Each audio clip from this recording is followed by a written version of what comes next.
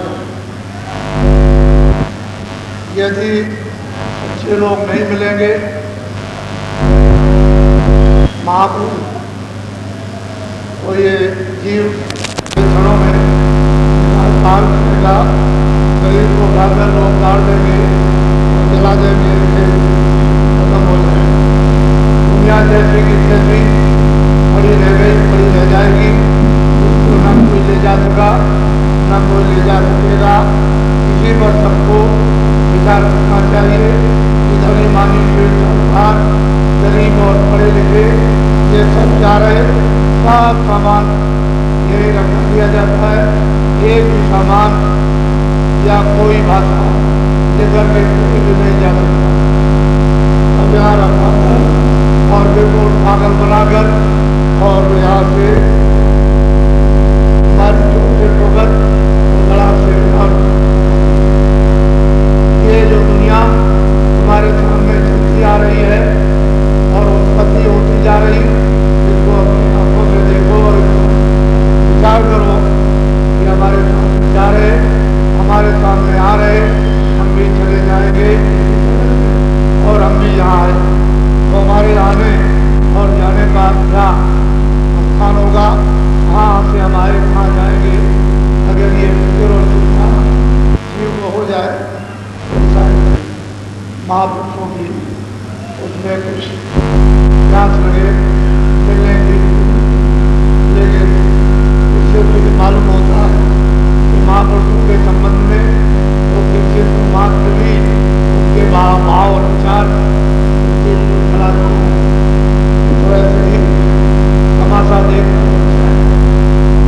तमाशा तो खुद बन गया और तमाशे में हमको बन गया। अब ये तमाशा कौन पूरा संपन्न करेगा? जब महापुरुष, इसके पहले कुछ नहीं। तो आपने जो 7 दिन जो ये सत्संग आपने बिल्कुल निर्मल और शुद्ध और पवित्र जो अपने कानों से सुना, ये ऐसा मत समझो कि बहुत है, ये अभी कुछ नहीं है। सत्संग आपने सुना ही नहीं। सत्संग किसको कहते हैं? सत्संग नाम किसका है? और महापुरुष से सत्संग का क्या अर्थ और भाव भेद बताते हैं, वो तो आपको कुछ नहीं बताते। लेकिन ये है कि वो एक सीढ़ी है जिसके किनारे यानी बैठाना है और बताना है कि तुमको इस तरह से सीढ़ी पर चढ़ना है। तो धीरे धीरे अगर बैठना सीढ़ी के पास सीख गया तो एक दिन चढ़ेगा। महापुरुषों के पास जा करके उन वचनों को सुनना चाहिए जो कल्याणकारी है, जो जीवात्मा को जगाते हैं और जीवात्मा को जो रोते हैं। अगर ऐसे वचनों को आप नहीं सुनेंगे तो फिर इस गंदगी को दूर कौन करेगा? तो जो ऊपर से महापुरुष जत्था, एक ग्रुप,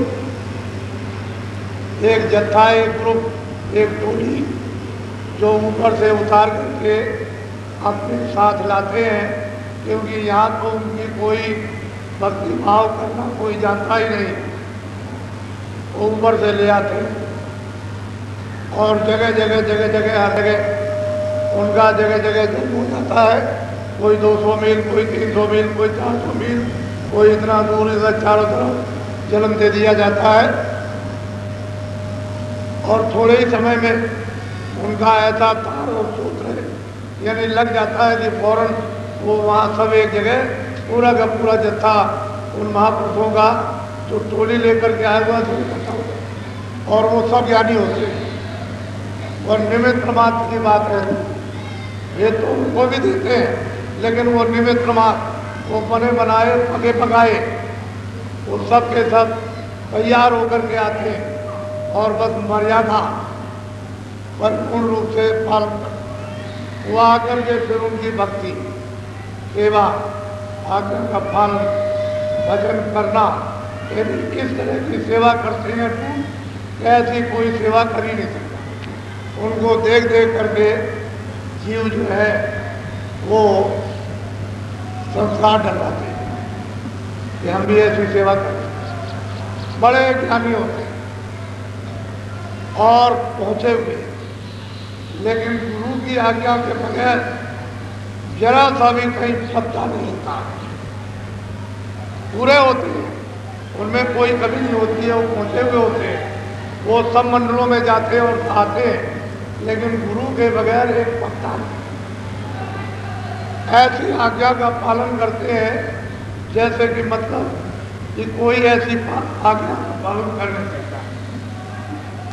ऐसी जीवात्माएं जो उनके साथ पकी पकाई जाती है टोली और जत्थे के रूप में, वो संसार के जीवों के लिए वो प्रश्न करते हैं महापुरुषों से, कुछ पूछते हैं, क्योंकि ये सब लोग बैठे रहते हैं, इनको तो ये पता नहीं है कि ये क्या है, उनको तो मालूम है कि ये है क्या, ये नहीं जानते, उनको सब मालूम है क्योंकि वो तो पगे पकाए हैं, पूरे ज्ञानी है, उनमें पूरी शक्ति है, लेकिन गुरु के बगैर, गुरु की मर्यादा के बगैर कुछ रस से मत नहीं होता। और ऐसा होता है कि लय हो गए तो पूछते और प्रश्न करते, तरह तरह के प्रश्न करते, एक तरह के नहीं, ये काल क्या है, ये माया क्या है, ये जीव क्या है, ये मन क्या है, ये बुद्धि क्या है, ये चित्त क्या है, ये इंद्रियां क्या है, पच्चीसों प्रकृतियाँ क्या है, आसमान क्या है, ये जमीन क्या है, ये पानी अग्नि वायु क्या, सब तरह का प्रश्न करते हैं उनसे पूछते हैं। इसके लिए जो नहीं जानते, क्योंकि जब वो आपको तो प्रश्न करना आता नहीं और वो पगे पकाए उनको सब तरह का प्रश्न करना आता है, तो वो जीवों के हित के लिए वो स्वामी से प्रश्न करते हैं कि महाराज हमको जो जो हम पूछे वो हमको हमारी शंका, यानी उनकी कोई शंका नहीं, लेकिन ये जो बैठे हैं इनकी शंका यानी हमारी शंका, इसको आप दूर कर दीजिए। वो प्रश्न वो करते हैं, शंका आपकी है और जवाब देंगे तो आपकी शंका दूर हो जाएगी। उनके पास तो कोई शंका है ही नहीं, वो तो बगे बगाए पूरे के पास लगे और पूरे हैं, और एक भी पत्ता आज्ञा के बगैर हिलता नहीं, और उनको कोई जान भी नहीं सकता। उनको तो केवल यही जानते हैं कि आप हैं, ये प्रेमी है, इनके बगैर, इनके आज्ञा के बगैर दूसरा कोई काम नहीं करेंगे, इनको और कुछ भाता नहीं, अच्छा नहीं लगता है, ऐसा मैंने कभी भक्त इतना तो जानेंगे, लेकिन उनकी पहुँच नहीं पड़क पाई। वो तो जरा भी इशारा भी नहीं, आव में भाव में बोल में चाल में भी पता नहीं चल सकता है।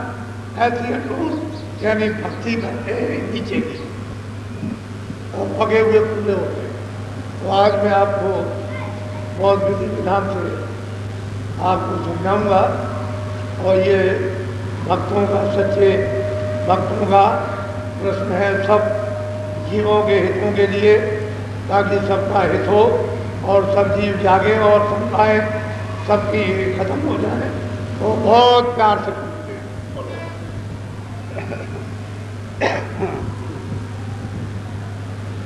अब सूरते पूछे स्वामी से, भेद कहो अपना।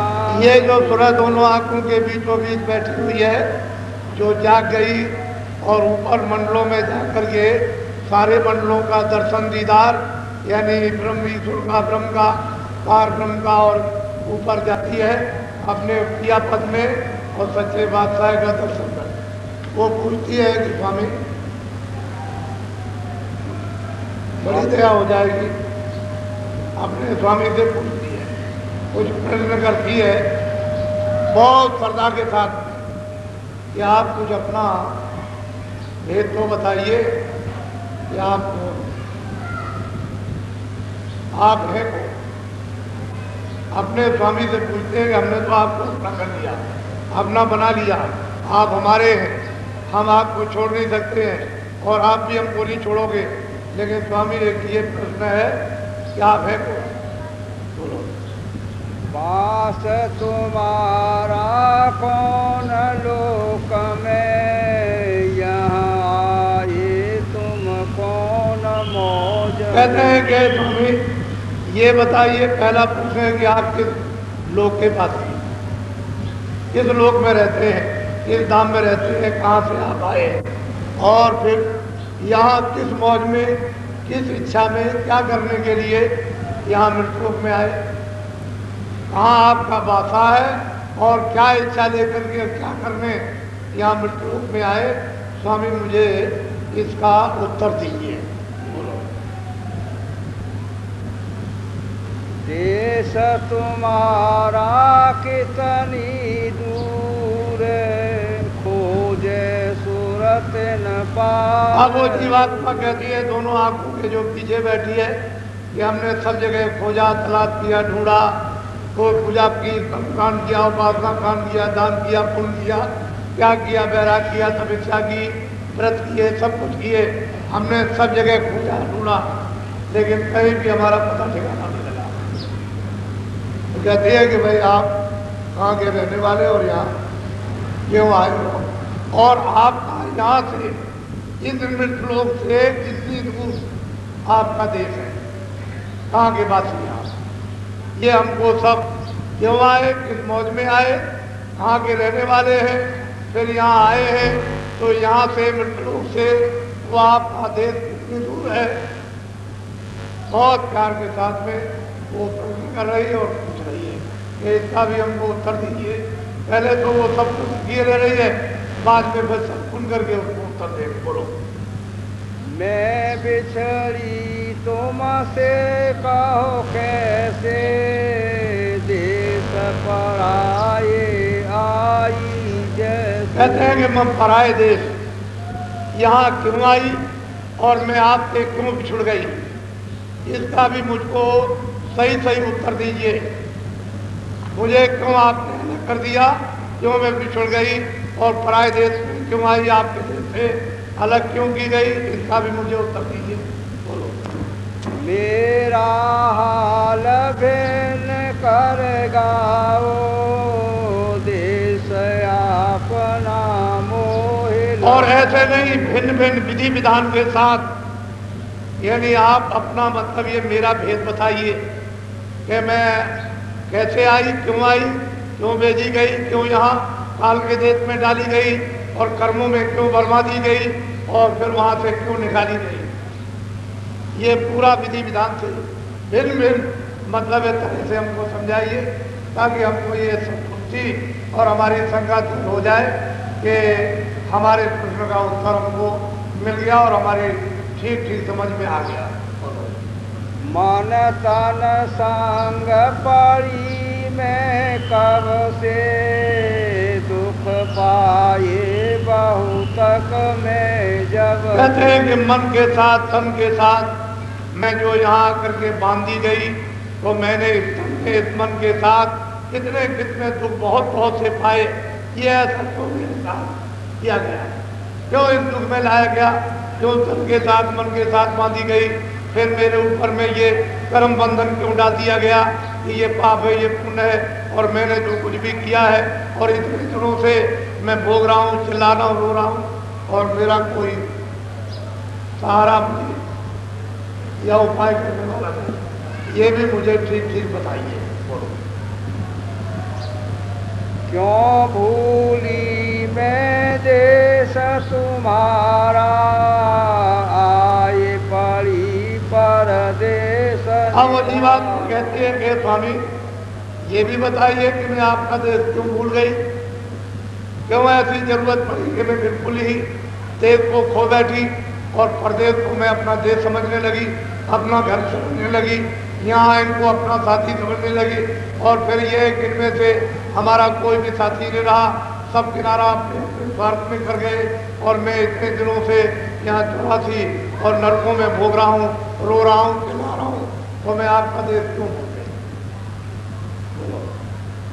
पाताल बसो के मृत्यु लोक में, स्वर्ग बसो के ब्रह्म। अब वो तुरंत कहती है कि स्वामी क्या आप पाताल लोक में है, या मतलब मृतलोक में आप रहते हैं, या आप स्वर्गलोक के वासी हैं, या वैकुंठ लोक के वासी हैं, तो मुझे ये भी बताइए कि किस लोक में आप रहते हैं, इनमें रहते कि नहीं, पाताल में, मृतलोक में और स्वर्गलोक में, वैकुंठ लोक में कहाँ के वासी हैं। ये मुझे विधि विधान से भी समझाइए। बोलो। इंद्रपुरी या शिव मुकाम में कृष्ण लोक या राम।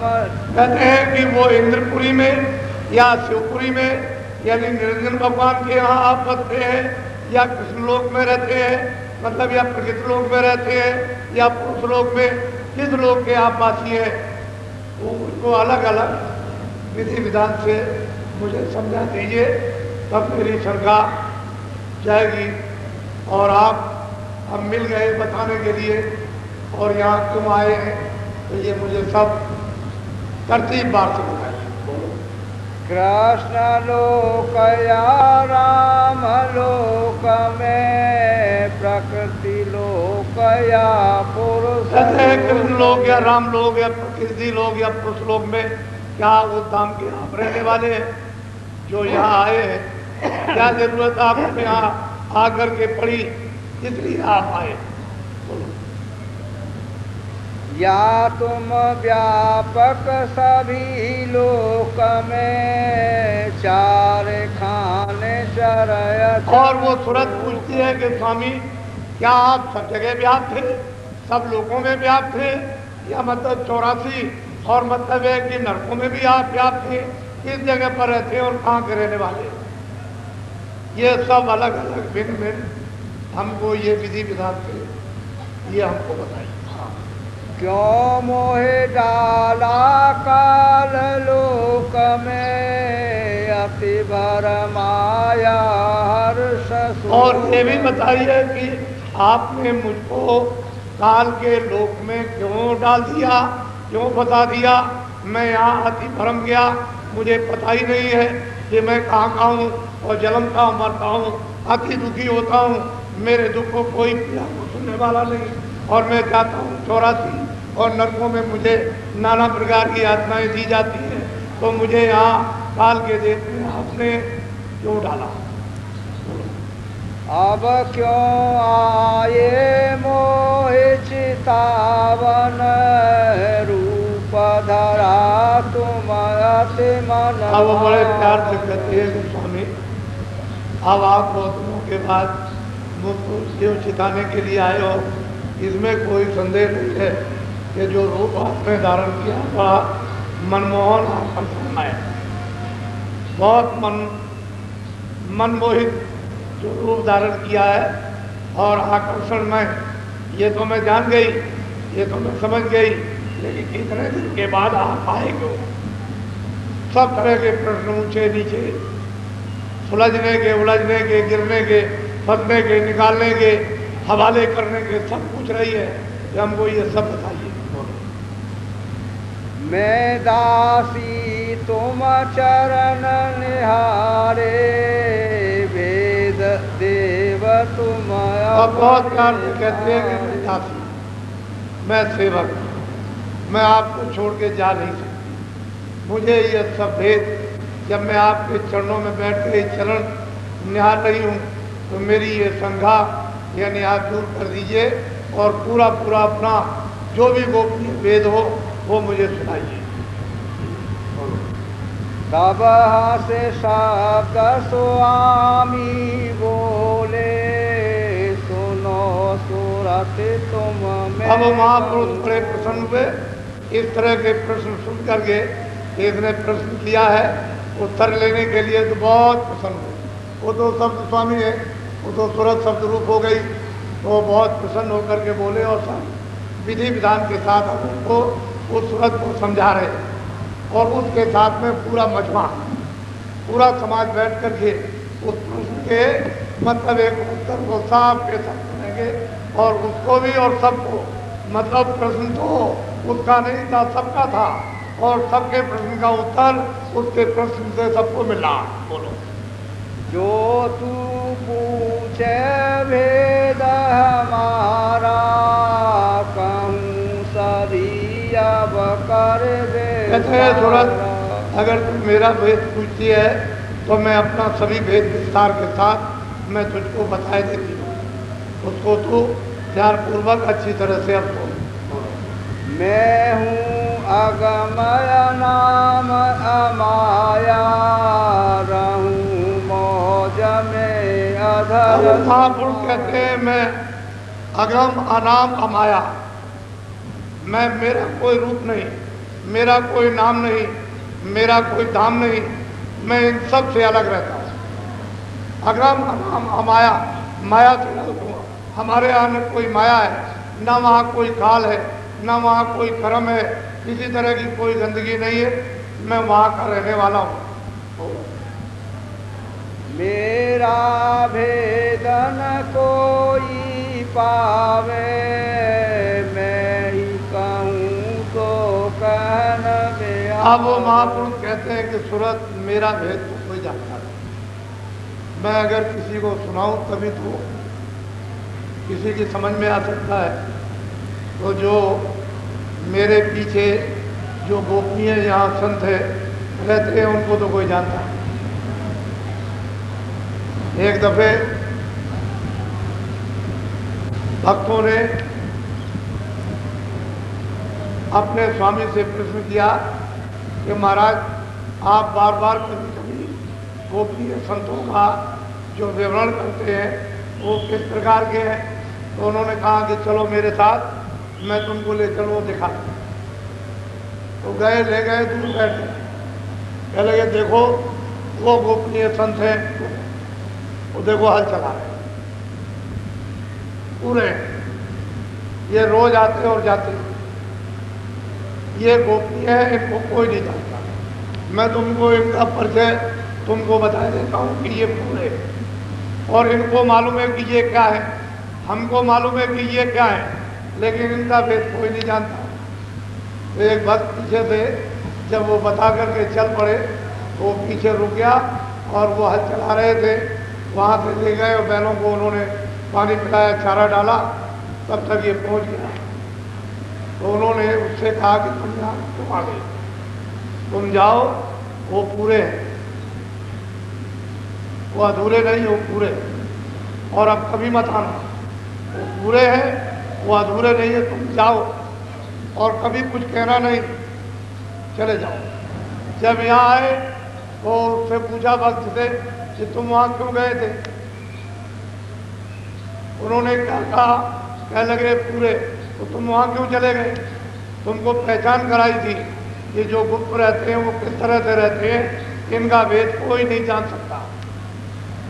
ये सारी अंतर मंडलों की सारी संभाल और यहाँ की सब गोपनीय करते हैं, और भक्त वत्सल बनकर ये मतलब है हर समय सब जगह ये देखा करते हैं, और इस तरह से रहते हैं। इनका रहन सहन और वेशभूषा इस तरह का है कि इनको कोई नहीं पहचान सकता।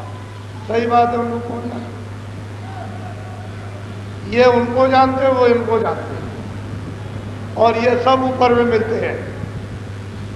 तो पूछती है, हे स्वामी अपना आप भेद बता दीजिए और विधि विधान से, ताकि हमारा ये संदेह सबका सब दूर हो जाए।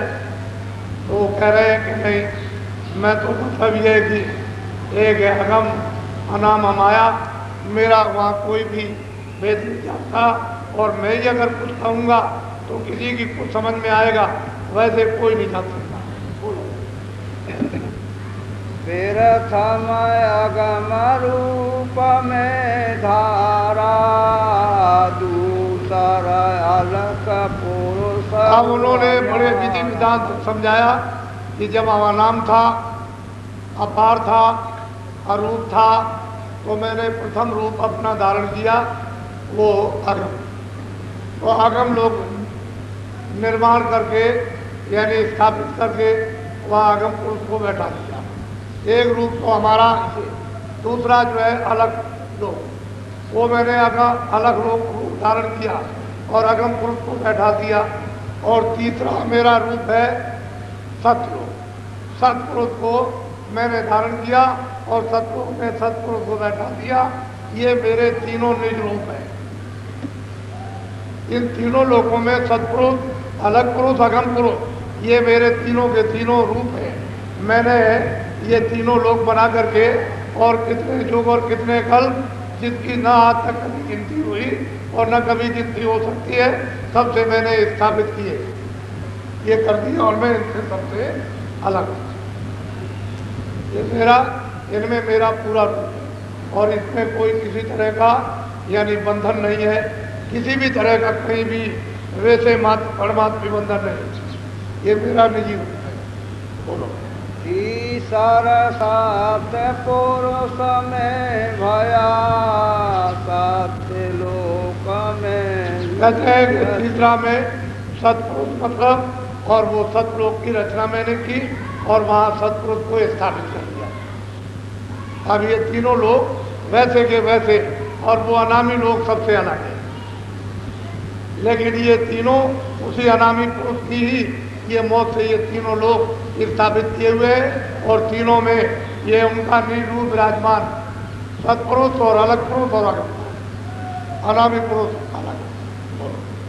इन तीनों में मेरा रूप यहाँ से उतरी का। अब वो कहते हैं महापुरुष ये सूरत, इनमें मेरा तीनों में रूप है, मेरा निजी रूप, लेकिन मैंने कुछ फिर नहीं किया। सतलोक से फिर वहाँ से धारा नीचे चले, उधर मेरा कोई विस्तार नहीं। अब वो सतपुरुष का विस्तार करेंगे। मेरी एक रूप की एक सूरत, यानी मैंने जो सतलोक में स्थापित कर दिया है, वो मतलब ये उसका नीचे का सारा विस्तार करेंगे। मैं तो यहाँ अलग रहता हूँ। इन तीनों में मेरा रूप यहाँ से उतरी कला। सतलोक से यानी सतपुरुष से एक अनूप कला वहाँ से उतरी शब्द द्वारा। पहले शब्द जोरों का सतपुरुष के उस मुखारबिंद से निकला, और उसने न मालूम कितने यानी बेशुमार उसने मंडल यानी बना दिए, आकाश बना दिए, और यहीं से फिर उतार सतलोक में तो खजाखज सूरतें भरी हुई हैं, वहाँ एक सूरत को उतार देंगे सतपुरुष, और जगह जगह पर फिर स्थापित कर देंगे। तो पहले शब्द उधर से आया, उधर से धार सीधी चल करके आई और यहाँ पर नीचे आकर के टिक गई, और खाली वो शब्द की धार जो है इस तरह से यानी चक्कर मार रही, ऐसे नाच रही। अब वो बहुत दिनों और मुद्दतों के बाद ये सारे के सारे आकाश बने रहेंगे उनके शब्द के द्वारा। फिर वो सूरत को देखेंगे उसी शब्द पर, तो उसका ठेका बना देंगे। ये इसका ठेका, ये महाकाल का ठेका, ये पार्वन का ठेका, ये ब्रह्म का ठेका, ये निरंजन भगवान का ठेका, ये सब बना देंगे। और उस वक़्त में कोई किसी को कुछ नहीं, बस केवल इनको बैठाल कर, और ये वहाँ बैठ करके उसी शब्द के उस ठेके पर स्थान पर और उस सतपुरुष का सब ध्यान करेंगे, एक लक्ष्य होकर के ध्यान करेंगे। उस समय पर कोई रचना नहीं, क्योंकि सूरत के बगैर उस मंडल में कोई रचना भी नहीं हो सकती है। तो ध्यान स्थित होकर के उसकी तपस्या करेंगे, जितने युग और कल्प भी जाएंगे, तब करते करते फिर कभी जाकर के सतपुरुष प्रसन्न होंगे। यहाँ तक निज कर मुझको जानो पूरन रूप मुझे। कहते हैं सतलोक में मैं पूरा हूँ, अलग लोक में अगम लोक में मैं अलग लोक में पूरा, आगम लोक में मैं पूरा हूँ।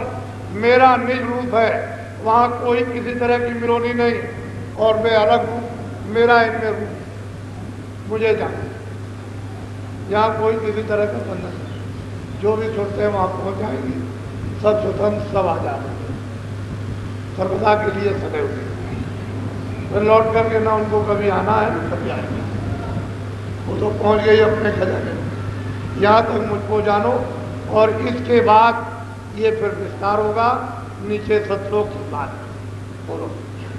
अंश दो ये सतपुरुष निकारी ज्योति निरंजन नाम। अब जो शब्द जो उन्होंने बड़े जोर का जो धत्कार निकली थी, तो वहाँ पर दो सूरतें निकाली, एक माया की और एक पुरुष। एक उन्होंने ज्योति और एक उन्होंने पुरुष।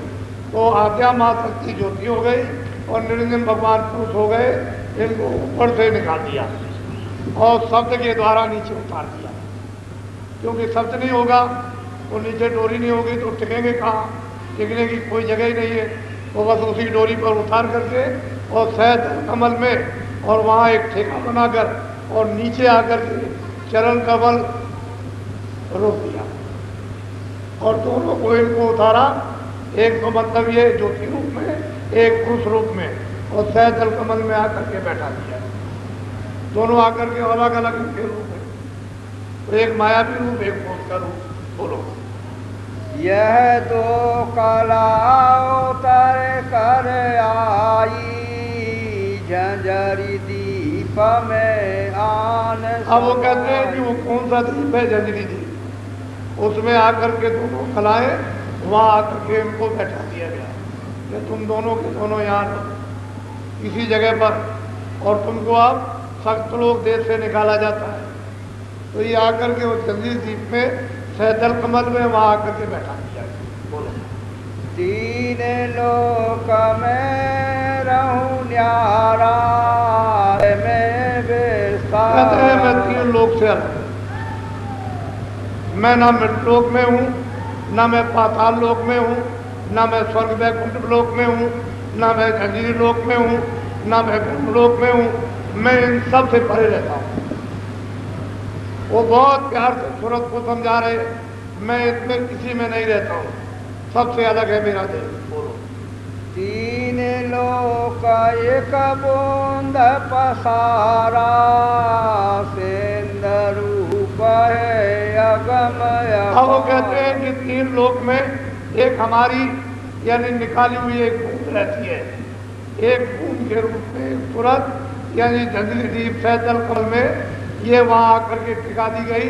उससे ये तीनों लोग ये निर्माण हुए। मेरी एक बूंद रहती है और मैं तो अगम अपार, मेरा कोई भेद नहीं जानता, मेरी कोई पैमाइश नहीं करता, मैं अलग रहता हूँ।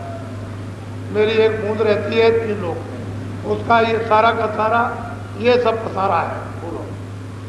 मैं न पताल स्वर्ग नहीं मिरता, ब्रह्मा विष्णु महेश। अब महापुरुष कहते हैं पाताल स्वर्ग और मृत लोग और ब्रह्मा विष्णु इन महादेव इनमें मैं नहीं हूँ। फिर बोल इनसे अलग। बोलो। नहीं गोलोक नहीं साकेत, इंद्रपुरी नहीं ब्रह्म समेत। कहते हैं कि न इंद्रलोक में हूँ, न ब्रह्मलोक में हूँ, न रामलोक में हूँ, न साकेत लोक में, इसमें किसी में मैं नहीं रहता। तीन लोक व्यापक में नहीं, बूंद एक में। अब वो कहते हैं कि तुरंत उन्होंने पूछा था क्या आप व्यापक रूप से सब जगह हैं, तो उन्होंने कहा मैं व्यापक रूप से भी यानी कहीं भी नहीं रहता हूँ और इन लोगों में भी कहीं नहीं रहता हूँ। मैं तो इन सब से परे हूँ, इसमें मेरी एक बूंद एक सूरत मेरी रहती है। बोलो। उसी बूंद का सकल पसारा, वेदता एक ब्रह्म अपार। कहते हैं उसी बूंद का ये सारा का सारा ये ब्रह्मांड तीनों लोगों का ये सारा पसारा है, और उसी को लोग क्या कहते हैं अपार। जो बूंद की रचना है उसको आप अपार कहो, और सिंधु है और महासागर अपार वो तो अलग हो गया, उसे तो कोई जानता नहीं। अब वो खुद आकर के सुरतों को अपना भेद बता रहे और मालिक का पता और ठिकाना, और ये बता रहे कि मैं कहीं नहीं रहता हूँ, ना मेरा व्यापक रूप है, मैं तो एक बूंद मेरी वहाँ रहती है, उसका ये सकल सारा का सारा ये पसारा है, मैं इन सब से अलग हूँ। वेदांती आए ब्रह्म बखाने, सिद्धांती आए सोत पुकार। कहते हैं कि वेदांती कोई कहता है ईश्वर है, कोई कहता है ब्रह्म है, कोई कहता है प्रकृति है, कोई कहता है माया है। इस तरह से लोग जो है वो उस समय पर वर्णन करते हैं, क्योंकि मेरा वेद तो उस समय पर खोला नहीं गया था, तो किसी ने कुछ ऊपर का बताया भी नहीं कि भाई ऊपर में कुछ है, तो यही लोग यही उपासना करते हैं और इसी को अनुमान से कहते हैं कि ऐसा होगा। वो व्यापक है, उसका नाम नहीं, उसका रूप नहीं है, वो मतलब ये क्या रूप है, लेकिन ऐसा नहीं। अगर रूप नहीं होगा तो नाम क्या? रूप है नाम बात। जब नाम है, रूप है, तो स्थान होना चाहिए। जब नाम रूप स्थान है तो उसकी आवाज़ होनी चाहिए, नहीं तो फिर कैसे निर्माण कैसे होगा, यानी रचना कैसे होगी? तो इसलिए आवाज़ क्यों? क्योंकि रचना करने में बोलेगा। और अगर हम लोग न बोले तो यहाँ कोई भी रचना इन कारखानों की और इन मकानों की सामान की नहीं हो सकती है। आवाज़ ही से तो ये सब रचना हुई, और आवाज़ के ऊपर ही तो आप काम करते हो। ये ऐसा काम करो, ऐसा काम करो, ऐसा काम करो, ये मशीन बनाओ और मशीन चलाओ, इसको ऐसा करो। तो इसलिए शब्द की ही सब जगह, यहाँ वो शब्द गुप्त है, जड़ता में है, और वहाँ शब्द चेतन का। तो चेतन रचना अलग है और वो अद्भुत रचना। ये रचना जो है जड़ और चेतन। तो कहते हैं मेरी गूंज एक रहती है, बड़े बड़े वेदांती और योगी इसी को कह करके अपार और वेद क्या ये कह करके थक गए। लेकिन मेरा वेद इनमें से किसी ने नहीं जाना। मेरी एक गूंज वहाँ पर रहती है, उसी ने ये सगल यानी सारा का सारा पथारा किया। इसके आगे भेद न पाया, सतगुरु बिन उन दो कहते हैं कि किसी को ये भेद इसके आगे का नहीं मिला, और सदगुरु महापुरुषों के संतों के बगैर सब धोखा खा जाएंगे कि उनको पता ही नहीं है कि मैं कहाँ से आई। जब सुरतों का हाल ही किसी को मालूम नहीं है, तो असल में बात यह है कि सत्पुरुष ने नीचे अपने इच्छा मर्जी मौत से जो नीचे की रचना की है, वो मतलब ये है कि ऊपर यानी ठेका बना करके स्थानों पर और इन सुरतों को बैठाल करके, यानी मतलब ये है कि तपस्या कराई। और इन्होंने तप करने के बाद जब प्रसन्न कर लिया सत्पुरुष को, तो उन्होंने वरदान मांग लिया। उन्होंने कहा भाई तुम क्या चाहते हो? तुम्हारे ध्यान से, तुम्हारी तपस्या से, इस भक्ति से हम प्रसन्न हो गए, ठीक है हमने निकाल दिया, लेकिन हम आप खुश हो गए, अब आप चाहते क्या? तो उन्होंने कहा जैसा सतलोक में आपका राग है उसी तरह का अपना राग है। तो ये बात तो मानी हुई है, इस बगैर जीवात्माओं की रचना कभी किसी मंडल पर हो ही नहीं सकती है। अगर यहाँ पर जीवात्माएं चर जीव जंतुओं में और मनुष्यों में न रहे तो यहाँ कोई रचना कोई काम हो नहीं सकता। क्यों? मनुष्य शरीर रहेगा नहीं, जानवर शरीर रहेंगे नहीं, पंछी शरीर रहेंगे नहीं, कीड़े मकोड़े के रहेंगे नहीं। जब शरीर कोई नहीं रहेगा तो कामकाज कैसे होगा? फिर कोई रचना ही होगी। सुरतें जाओ जो शरीरों में बंधन में जब रहेगी तभी रचना बैठेगी। तो उनको उन्होंने प्रसन्न होकर के ये मत मुझे अच्छा हमने तुमको दिया। अब वो प्रसन्न होकर के रचना करने के लिए सुरतों का भंडार, फिर ये सुरतें जब भेजी जाएगी तो ऐसे भंडार नहीं भेजा जाएगा कि सीधी चली जाओ। उनके लिए भी कितने युग और कितने कल्प यानी अनगिनत दिन बीत जाएंगे, तब धीरे धीरे उनको नीचे उतारा जाएगा। नहीं एक नीचे आ ही नहीं सकती, क्योंकि उनमें भी बड़ी शक्ति है, उनमें भी बहुत ताकत है, मामूली शक्ति नहीं है। वो हुक्म से उतरेगी, आदेश से नीचे उतरेगी। ये मालिक की सतपुरुष की क्या मर्जी है, क्या इच्छा है, उस मर्जी और मौज को उन्हें कबूल करना पड़ेगा। फिर नीचे धीरे धीरे उतर के आएंगे, ठेके से उतरेगी, रुकी रहेगी। वहाँ का आनंद विलास के बाद फिर मर्जी होगी तो नीचे फिर उतरेगी। फिर उसके बाद बहुत दिनों तक वो रस और आनंद लेगी, और फिर उनकी मर्जी होगी थोड़ी सी फिर उतरेगी, क्योंकि वहाँ तो सबको स्वतंत्रता है, कोई बंधन तो है नहीं है। फिर जब नीचे आएंगी, जब ब्रह्म स्थान पर जब आएंगी तो उनको एक झिल्ली बारीक एक कपड़ा जैसा, एक पर्दा जैसा बहुत बारीक होगा, यानी अनुमान को होगा कि कोई कपड़ा आया था छाया के रूप में आया। वो तो उस दृष्टि से, ज्ञान दृष्टि से उसका बोध होगा एक छाया के रूप में, प्रकाश में एक पर्दा जैसा फेंका गया। तो वो किस चीज का पर्दा होगा? शब्द स्पर्श रूप रस। इसका एक पर्दा जीवात्माओं के भंडार पर फेंक दिया। तो ये माना जाता है कारण से। फिर वहाँ रुकी रहेगी मुद्दतों तक, इतने युगों तक, इतने कल्पों तक। फिर उनको नीचे फिर वो कपड़ा पैरा करके सब रूप रसगंध का तो फिर नीचे उतारा। फिर उनको एक सूच में एक उन्होंने उससे थोड़ा यानी वो एक पर्दा डाला और 9 तत्वों का होगा शब्द स्पर्श रूप रसगंध और मन, बुद्धि और चित्त और अहंकार, ये 9 तत्वों का इसके ऊपर में एक पर्दा फेंक दिया। मालूम तो हो गया एक पर्दा एक आया, तो उस पर्दे में सूक्ष्म शरीर में वो जीवात्माएं फिर बहुत मुद्दत होता है, कितने युग और कल बीत गए, फिर वहाँ रुकी रही और फिर उसके बाद नीचे उतारी। लेकिन आ रही है सब एकदम से शब्द की धार पर, जिस पर ये सब टिके हुए हैं उसी धार से उतारी गई। फिर ये आकर के जब नीचे आई तो माया के लोक में आई, नीचे आई निरंजन धाम में जब आई तो नीचे जो उतारी गई तो एक पर्दा यानी दोनों से एक मोटा यानी फेंका गया 17 तत्वों का, क्या 10 इंद्रिया, चतुर्संताकरण, मन, बुद्धि और चित्त और अहंकार और रजोगुण तमोगुण सतोगुण, इनका एक कपड़ा यानी एक पर्दा फेंक दिया ऊपर। तो ये लिंग शरीर में आ गया। बहुत मुद्दतों तक और युगों तक वहाँ रुकी रही और मतलब सुगंधी का उसमें हार करती रही। फिर उन्होंने उसमें मतलब प्रकाश का हार किया, फिर शब्द का हार किया अपने अपने शरीर में, और फिर उसके बाद नीचे उतार।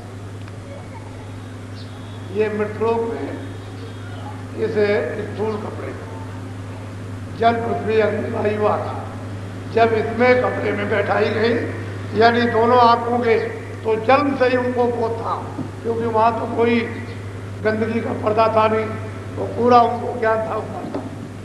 जन्म लिए तो सच जोगी सब विज्ञानी और कर और ध्यान करे सब प्राणी, सब के सब जोगी विज्ञानी, बच्चे बच्चियां सब के सब, और 1 लाख वर्ष की आयु सचुग में इन्हीं मनुष्य, और आते थे जाते थे आते थे जाते, यानी फिर भी किसी तरह का कोई बंधन यानी नहीं था, कोई पर्दा नहीं था। फौरन मतलब ये स्थूल शरीर छोड़ा, लिंग छोड़ा, सूक्ष्म छोड़ा, कारण छोड़ा और निकलती चली गई, और वहाँ मतलब ये फिर उपात जब देखा ये सब वापस जा रहे, तो ये सब जो हमने तपस्या की है, निरंजन भगवान ने सोचा तो ये हमारी बेकार हो जाएगी, ये तो जो हमको भंडार मिला है ये सब रूहें और सुरतें वापिस अपने पद में अपने घर में चली जाएंगी, तो फिर तो हमारा ये सब खेल बेकार हो गया। तो इन्होंने फौरन अपनी शक्तियों को ब्रह्मा विष्णु महादेव को पैदा किया, और पैदा करने के बाद तपस्या का आदेश दिया, ये सब करने चले गए। जब समाधि लगाई तो फौरन इनको समाधि में अपनी आकाशवाणी सुनाई थी कि अब देखो तुम इसको सुनो और तुम विधान बनाओ, 4 वेद। तो इन्होंने पूरा विधान बनाया। अब इनको बेचारी जीवात्माओं को क्या मालूम है कि विधान बनाकर और इनको सुना दिया जाएगा कि भाई तुमको अधिकार दे दिया, अच्छा भी अब करो, बुरा भी करो, करोगे तुमको भोगना पड़ेगा। तो असल में कभी अच्छा कभी बुरा। फिर जब आप उसमें भी कितने युग और कितने कल्प बीत गए, ऐसे जल्दी अच्छे बुरे में लोग नहीं फंसते हैं, वो तो बहुत बहुत मुद्दतों के बाद फिर इस अच्छे बुरे कर्मों के बंधन में फिर आए। फिर धीरे से 4 खाने 84 रक्षियों अर्थात नरक, ये सब उन्होंने बनाकर तैयार किए, और धीरे धीरे उनको फिर मतलब ये है कि 1 लाख 20 लाख और 30 लाख इस तरह से उनको देने लगे कि अच्छे कर्मों से जो पुण्य कर्म है उनको यानी 20 लाख दे दिया, फिर उनको 1 लाख, फिर उनको तीसरा क्लास, इस तरह से, और फिर चौथा क्लास। नीचे धीरे धीरे उतरते उतरते अब वो महापुरुष कहते हैं कि असली तो रचना इस तरह से। फिर क्या कहते हैं जरा सुनिए।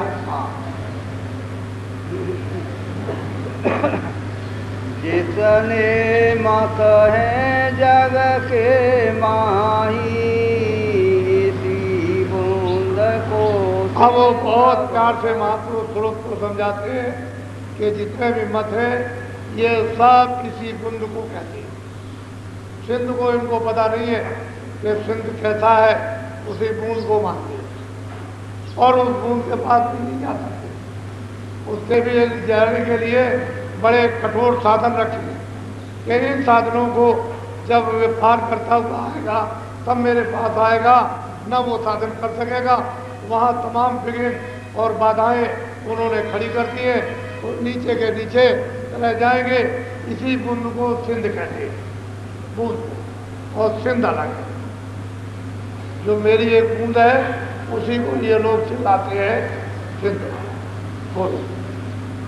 सिंध असल रायन से न्यारा, वेद कथेवनता। और महापुरुष कहते हैं कि सिंध जो है इस कुंड से बिल्कुल अलग है।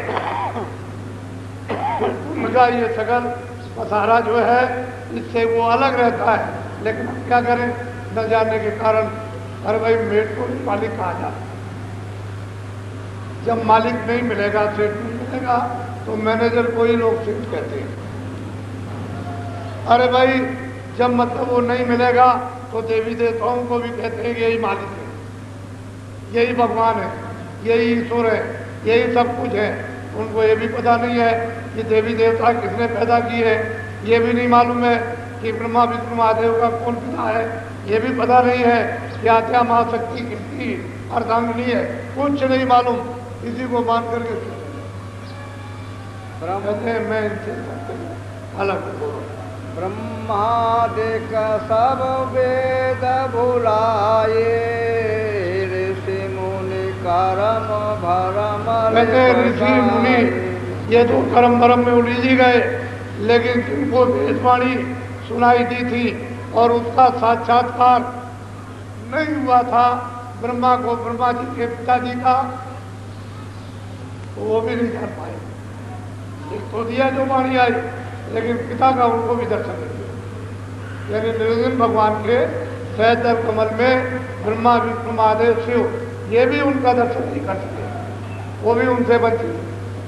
तो बताओ उसको कौन जानेगा। और ऋषि मुनि इसी में बुला गए। और वो जो सिंध है अगम अपार, उसका किसी को पता ठिकाना ठौर मालूम ही नहीं, जो कौन सा रास्ता वहाँ जाने का। पीर पैगंबर कुतुब औलिया, बूंद वेद पुराण। कहते हैं कि पीर पैगंबर कुतुब औलिया ये तो बूंद का भी भेद नहीं जानते। सिंध की बात तो स्वप्न में छोड़ दीजिए, बूंदी को नहीं जानते। ये खुदा कैसा है उसका दीदार ही नहीं किया है, तो बताओ आगे की बात कैसे समझ में आएगी। फिर ब्रह्म को कैसे देखेंगे, पार ब्रह्म को कैसे देखेंगे। और वो जो सिंध है उसका तो एक बात ही नहीं। इन्होंने तो बुद्ध को ही नहीं जाना। बोलो। सुनो सुरत तुम अपना भेद, तुम हम में थी सदा। और प्यार से कहते हैं कि हे सुरत तुम अपना भेद समझो और सुनो, तुम मुझ में थी, अभेद थी। वहाँ मुझ में तुम में कोई भेदभाव नहीं था। तुम मेरी थी, मैं तुम्हारा था, और मेरा रूप तुम्हारा रूप अलग अलग नहीं था, एक थी। तुम मुझ में तद्रूप थी, समाई हुई थी। मुझ में तुम में कोई अंतर नहीं था। बोलो। काल करी हम सेवा भारी, सेवा बस होए पुष्प। और महापुरुष कहते हैं कि सूरत जब सतपुरुष थी, यानी निरंजन भगवान ने और ब्रह्म ने और पार ब्रह्म ने और महाकाल पुरुष ने जब उनकी अखंड सेवा की, तो मैं उनकी सेवा से मतलब ये बसीभूत हो गया और सेवा के बस होकर मैं प्रसन्न हो गया। तो मैंने कुछ विचार नहीं किया। बोलो। तुमको मांगा हमसे उसने, सौंप दिया तुम सेवा। जब सेवा की और मैं प्रसन्न हो गया और सेवा बस होकर के उसने यानी हमसे तुमको मांगा, सुरतों को मांगा कि जैसा सतलोक में राज है उसी तरह का हमको राज दे दिया जाए। तो फिर हमने उसकी सेवा बस करके तुमको दे दिया कि जाओ। अच्छा बोलो। काल लाए तन मन को घेरा, दुख सुख पाया तुम ये मैं जानता हूँ कि मुझसे मांग करके यानी निरंजन भगवान ब्रह्म और पारब्रह्म तुमको हमको ले आए, हमसे मांग करके और यहाँ तन मन में डाल करके तुमको बहुत दुख दिया है, ये हमको सब मालूम है, सब हम जानते हैं। हम तो ये सोच रहे थे कि तुम वहाँ जाओगी और नीचे वाली गंदगी को वहाँ छोड़ दोगी और तुम चली आओगी, लेकिन तुम वहाँ जा करके उस तन में मन में वहाँ फंस गई। बोलो। दुख में देखा तुमको जब ही दया उठी हम अब जब हमने तुमको कितने युग और कितने कल बीत गए, हमने तुमको महान दुख में चिल्लाते हुए जब देखा तो फिर हमको दया की कि चलो अब वहाँ चले, उनको निकाल कर दिया। बोलो। आए किया हम शब्द उपदेशा, शब्द माए तुम का। यहाँ मैं आया और आकर के जीवों को बताया ये तुम्हारा घर नहीं है, यहाँ तुम्हारे कोई साथी नहीं है, जन्म मरण का स्थान है, मनुष्य किराए का मकान है, इसे खाली करना पड़ेगा, 4 खाने 84 लक्ष्योनी में जाना है। इस नर्तन में बैठ करके उन्होंने उपदेश किया और कहा कि सुरतो तुम्हारे घाट पर ऊपर से नाम आ रहा है और तुम इस तरह से उस नाम शब्द के साथ तुम जुड़ जाओ, मदद करेंगे, हम तुमको सहयोग देंगे, तुम्हारी सब सफाई करेंगे और शब्द के साथ जब जोड़ेंगे तो तुम शब्द को पकड़ लो और शब्द तुमको पकड़ ले, तो न तुम शब्द को छोड़ो न शब्द तुमको छोड़े, तो सीधे घर की तरफ तुम चल दो। तो आकर के फिर हमने शब्द का नाम का उपदेश किया और बहुत बात से इनको समझाया कि तुम कैसे फंसी हो, कैसे आई हुई हो, अब तुम इधर आओ घूमकर और मैं तुमको प्यार दूँ और इधर तुमको समझा दूँ और तुमको नाम के साथ जोड़ दूँ, तुमको शक्ति मिल जाए, तुमको ज्ञान मिल जाए, तुमको सारा मिल जाए, तुमको आनंद मिले और तुम घर की तरफ चलो। तो मैंने आकर के फिर शब्द उपदेश किया। आए किया हम शब्द उपदेशा, शब्द बात सीधा साधा के तुरंत अब तू शब्द में लय हो जा, प्रवेश हो जा, शब्द को पकड़ ले, इधर से सब कुछ भूल जा और शब्द में लय हो जा, इधर का कोई ख्याल न रहे। तो शब्द में जब लय होगी तो शब्द रुक हो जाए।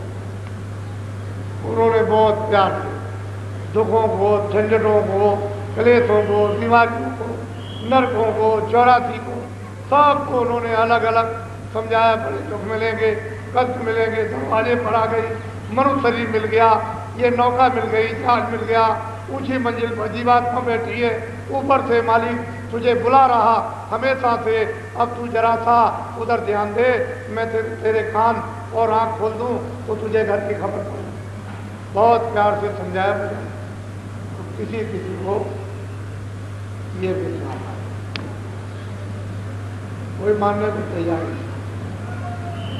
जानते कितनी मेहनत, कितना परिश्रम महात्माओं को करना पड़ता है, वो तो वो जानते हैं। आपको क्या मालूम, बनी बनाई खेती अगर पक जाए फिर भी नहीं तुम काट सकते हो, तो आपको क्या मालूम कि महात्मा जीवों के साथ कितना परिश्रम, कितनी तकलीफ उठाते हैं, कितना अपमान यानी सहते हैं और कितने नीचे हो जाते हैं, छोटे बन जाते हैं, सब जीवों को उठाते हैं। अगर बड़े रहे तो जीव एक भी लाभ नहीं, एक भी जीव को गति नहीं मिल सकती है। जब छोटे हो जाएंगे और छोटे से छोटे मिट्टी के रूप में जब मिल जाएंगे और पैरों में धूल जैसे चपट जाएगी, ऐसे महापुरुष जब चपट जाते हैं तो जीवों को उठाता। फिर आकर के उन्होंने उपदेश किया और कहा या तुम शब्द में प्रवेश हो जाओ, शब्द में ले जाओ, अभी तुम्हारे लिए ये सुलभ है, ये उत्तम शुभ घड़ी है और ये बड़े भाग से उन्हीं तो अवसर तुमको मिल गया। अब तुम थोड़ा चुप हो मत, बोलो। शब्द शब्द पौड़ी हम रची, चढ़े चढ़े पहुँची न। अब महापुरुष कहते हैं कि शब्द यानी पौड़ी सीढ़ी, यानी एक शब्द से दूसरा, दूसरे से तीसरा, ये मैंने पौड़ी सीढ़ी बना रखी है मंजिलों पर, यानी चढ़ने के लिए। तो जिस महल में जो रहता है सीढ़ी से चढ़ करके जाओ तो महल में रहने वाले वहाँ के मंडलावर्ती वहाँ पुरुष का दर्शन, फिर सीढ़ी से चढ़ जाओ तो वहाँ दूसरे पर पहुँचो, फिर सीढ़ी से चढ़ो। तो मैंने सीढ़ी यानी ऊपर से नीचे तक लगा रखी है और इस तरह से तुम्हारे कानों तक, दोनों आँखों के ऊपर तक आवाज़ आ रही, तो पकड़ो और धीरे से चढ़ो। तो चरण कर लो, पहले तुम जुड़ जाओगे, उसमें प्रकाश है और प्रकाश की ताकत यानी पाकर के, शक्ति पाकर के जब तुम इसे चेतनता को ऊपर घसीट लोगे और चेतन तुम अवस्था में आ जाओगे तो चेतन से चेतन को जाना जाएगा, शब्द चेतन, फिर शब्द में लय होगे तो ऊपर के जाओगे, चढ़ जाओ। इस तरह से स्थान पर पहुंचकर ऐसे तुम दीदार और दर्शन करते हुए चल जाओ। मैंने पौड़ी सीढ़ी बना रखी है, इसमें तुमको किसी तरह की तकलीफ उठाने की ज़रूरत नहीं है और मैं हर मुकाम पर मैं तुम्हारी संभाल करने के लिए बैठा हूँ, तुमको घबराने की ज़रूरत नहीं। मेरा रूप सब मुकामों पर वहाँ मिलेगा, इसलिए मैं सब मुकामों पर और बीच में तुमको बराबर रास्ता दिखाता जाऊँगा। इतना करो कि तुम अब शब्द को पकड़ लो और इसमें लय हो जाओ। बोलो। बूंद देश को छोड़ो वही सिंध देश। और महापुरुष सूरत को समझा रहे, ये सूरत अब तू जो बूंद देश है, जिस बूंद को अगम और अपार समझ रही थी, तू छोड़ दे और चल अब देख सिंध देश में पहुंच कि वो देश कैसा है, वो तेरा देश, तुम वहीं की रहने वाली, वो सत देश सतलोक से। इसलिए तो नानक जी ने सचखंड का, उधर गोस्वामी जी ने बड़े स्पष्ट में वहाँ की रामायण में भी किया है, प्रकृति पार प्रभु और बाती, यानी प्रकृति के पार वो सत्य देश है और फिर उसके पार एक अनियमा अनामा अग सच्चिदानंद प्रभु धामा। ये तो पूरे थे, अधूरे थे, आधे तो थे नहीं, ये तो पूरे थे, आते और जाते। लेकिन जो उन्होंने रामायण बनाई वो उनके सामने ही, यानी लोग व्यापार करने लगे, उनसे कभी नहीं पूछा कि रामायण में आपने क्या देखा, क्या भेदभाव इसमें लिखा है। लोग रामायण लेकर के भगे और बस वहाँ पुजाने लगे, कथा वार्ता करने लगे और रामायण बनाने के बाद यानी वो 50 यानी साल तक यहाँ रहे, यहाँ भूमि पर, और लोग रामायण लेकर के कथा बात करता और वहाँ पुजाने लगे, उनके पास कोई भी कुछ नहीं गया। ये तो महापुरुषों का, उनको तो किसी ने समझ नहीं पाया। तो असली चीज ये है, तकलीफ तो तुलसीदास ने भी उठाई, कबीर मीरा ने भी उठाई, रैदास पलटू ने भी उठाई, नानक जी ने भी उठाई, जितने महापुरुष आए सबको तकलीफ उठानी पड़ी और फिर इनके लिए सब लोगों ने परेशानी की। लेकिन उस समय पर वक्त अलग था समय, और अब तो आप इन दिनों में जर्जर हो, चिल्ला रहे हो, कोई सुनने वाला नहीं, चारों तरफ से मार, घर के पीछे, बाहर के पीछे, वो पीछे, वो पीछे, चारों तरफ से मार हो रही। तो महात्मा ही बचाएंगे, दूसरा कोई नहीं। बोलो। बूंद देश को छोड़ो वही सिंध देश चले खोलो। कहते हैं जल्दी करो, देर मत करो, इस बूंद देश को अब महापुरुषों के मतलब ये साथ होकर के और मतलब दया देकर जल्दी से इसको छोड़ दो और आप तुम जहाँ की रहने वाली हो अपने घर में, अपने देश में पहुँचो। वो तो आप चल देश है, वहाँ तो कभी किसी चीज़ में कोई परिवर्तन होता ही नहीं, ना हुआ ना होगा। बूंद देश तिरलोकी जानो रचन मुरक्कब। कहते हैं ये मुरक्कब रचना मिलोनी की है। ये मतलब कारण रचना, सूक्ष्म रचना और लिंग रचना और स्थूल रचना, ये जो बूंद जो हमारी एक रहती है, इसकी ये समझो कि ये त्रिलोकी की मालिक है। ये है एक बूंद, उसमें ये त्रिलोकी है और तुम्हारा घर तो इससे परे। तो देखिए जीवों को जाने के लिए तो रास्ता उसने रखा, लेकिन जिस बूंद का जिसका 3 लोग का बसारा है उसको सत्यदेश से निकाल दिया, ये वहाँ नहीं जा सकता। लेकिन इसके अधीन जो जीवात्माएं चराचर यानी 84 नरकों में नाना पांच जीव जंतुओं में जो अपनी सजा पा रही है, इनके लिए तो माफ़ी रखी है, ये तो चली जाएगी, लेकिन इनको देश निकाला कर दिया, ये नहीं जाता। तो कहते हैं भाई ये तो हमारी बूंद, इसमें तो ये मिलोनी मुरक्कब, ये मिलोनी की प्रकृति और हम ही हमें, हम तुम में तुम हम में, वहाँ कोई मिलोनी किसी तरह की नहीं। जो तुम में ताकत वो हम में, जो हम में ताकत तुम में, जो हमारा रूप तुम में, तुम्हारा रूप हम में, वहाँ कोई मिलोनी नहीं।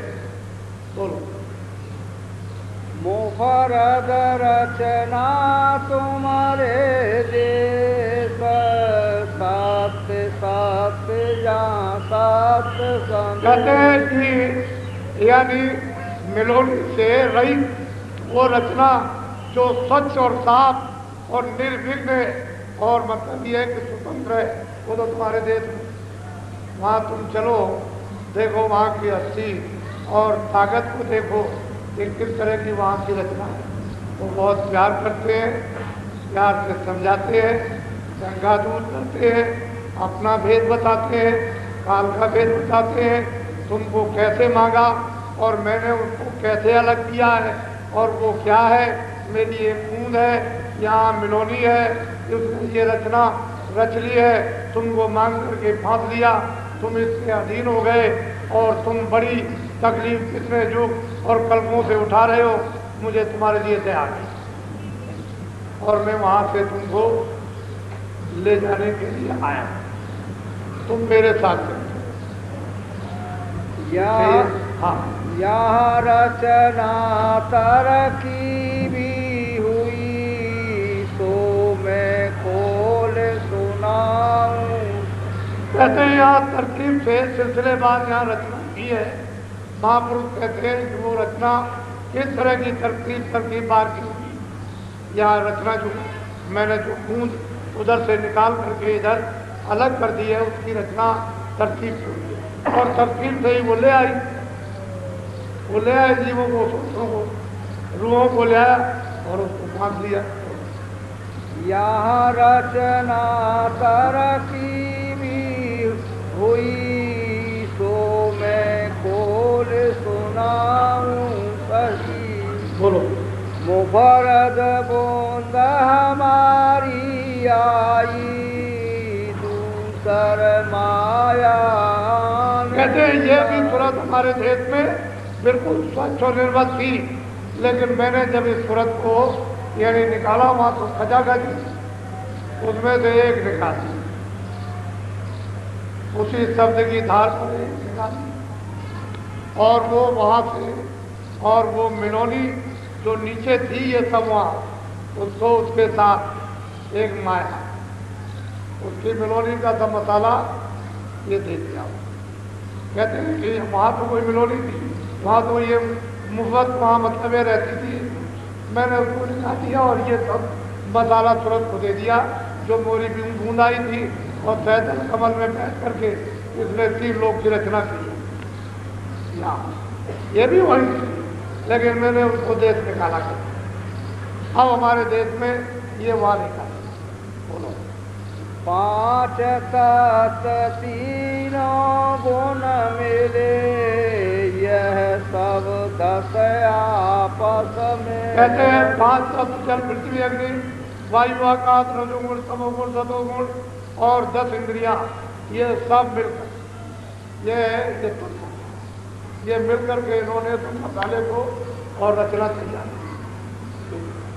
अलग अलग अलग शरीरों की है। बोलो रल मिल कर इन रचना ठानी, तीन लोक और चारों। कहते हैं रल मिल करके मिला जुला कर इस मसाले को और रचना उन्होंने की, स्थापित कर ली और 4 खान 84 योनियां उन्होंने इसी मसाले से तैयार कर दी। और जीवों के ऊपर में जो मांग करके लाए थे ये बैठ करके नहीं शासन करने लगे और वहाँ के ये राजा हो गए और बस साफ मतलब इनके अधीन हो गए।